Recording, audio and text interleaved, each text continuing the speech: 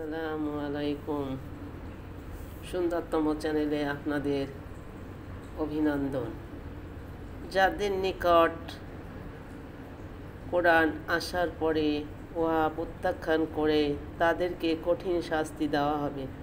উহা অবশ্যই এক মহিমান্বিত গ্রন্থ। সূরা হামিম সাজদা আয়াত 41 নম্বর। পবিত্র গান ব্যতীত অন্য কেউ তাহা স্পর্শ করে না। সূরা আল ওয়াকিয়া আয়াত নম্বর ৭৯। ইহা জগৎসমূহের প্রতিপালকের নিকট হতে অবতীর্ণ। সূরা আল ওয়াকিয়া ৮০ নম্বর আয়াত। তবু কি তোমরা এই বাণীকে তুচ্ছ গণ্য করবে? সূরা আল ওয়াকিয়া ৮১ নম্বর আয়াত।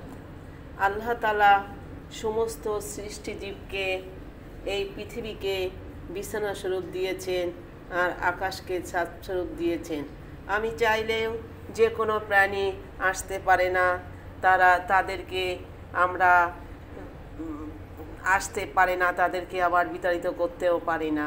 আল্লাহ তাদেরকে এমনভাবে সৃষ্টি করেছে, তারা যখন তাদের ইচ্ছা অনুযায়ী তাদের চলার মতো ক্ষমতা দিয়েছে, তাদেরকে রিজিক দিয়েছে, তাদেরকে বোঝার শক্তি দিয়েছে।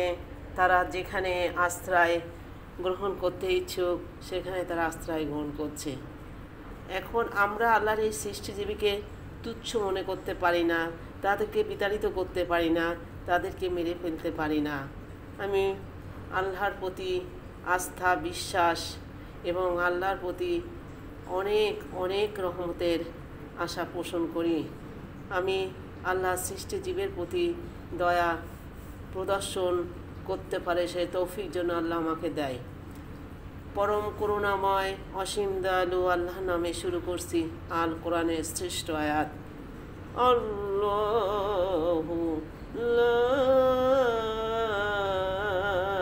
ইলাহা ইল্লা হুয়াল হাইয়ুল কাইয়্যুম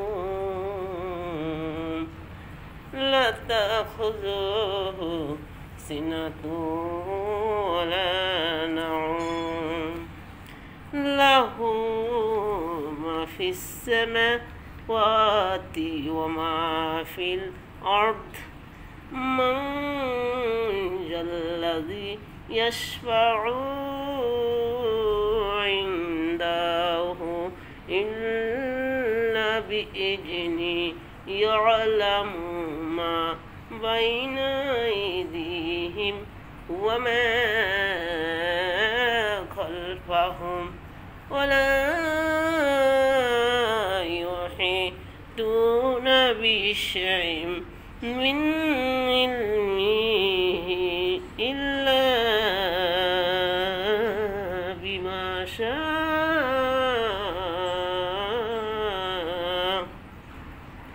ওয়াসি'a কুরসিয়ুহু السماوات والأرض ولا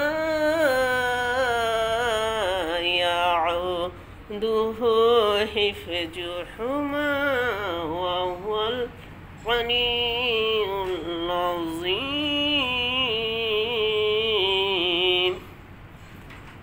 আয়াতটি কোরআনের শ্রেষ্ঠতম আয়াত। নাসাই শরীফের এক বর্ণনাতে আছে যে হুজুরে আকরাম সাল্লাল্লাহু আলাইহি ওয়াসাল্লাম ইরশাদ করেন, যে ব্যক্তি প্রত্যেক ফরজ নামাজের পর আয়াতুল কুরসি নিয়মিত পাঠ করবে তার জন্য বেহেশতে প্রবেশের পথে একমাত্র মৃত্যু ছাড়া আর কোনো অন্তরায় থাকে না। হযরত আবু হুরায়রা রাদিয়াল্লাহু তাআলা আনহুতে বলেন, রাসূল সাল্লাল্লাহু আলাইহি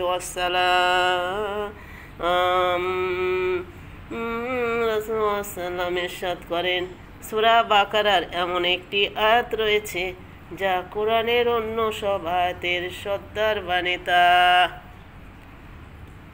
যে আয়াতটি যে ঘরে পড়া হয় সে ঘর থেকে শয়তান বেরিয়ে যায়। মা আরিফুল কোরআন প্রথম খণ্ড পৃষ্ঠা 578।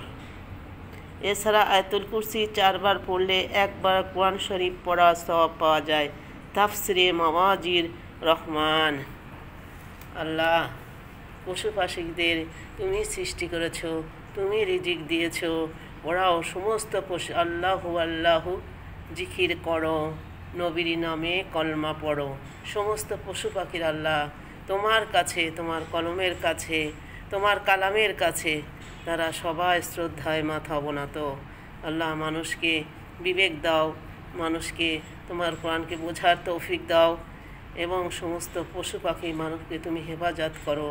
প্রতিটা প্রাণীকে মৃত্যুর স্বাদ গ্রহণ করতে হবে আল্লাহ, সেই মৃত্যুটা যেন হয় তোমার পবিত্র কলিমা লা ইলাহা ইল্লাল্লাহু মুহাম্মাদুর রাসূলুল্লাহ। সাদাকাল্লাহুল আলিয়্যুল